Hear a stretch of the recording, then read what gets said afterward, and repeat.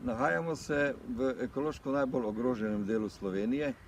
zaradi tega, ker so se vse dosedanje vlade uklanjale kapitalu in dovoljevale, da je multinacionalka, ki ima sedež na davčni oazi, prišla tako daleč, da iz Petišovskega polja že črpa nafto in pri tem pobira 90% zaslužka. Lokalni prebivalci seveda temu zelo nasprotujemo in končno se je očitno začelo nekaj premikati z tem, da je uveden nadzor nad dosedanjimi postopki izdaja dovoljenj.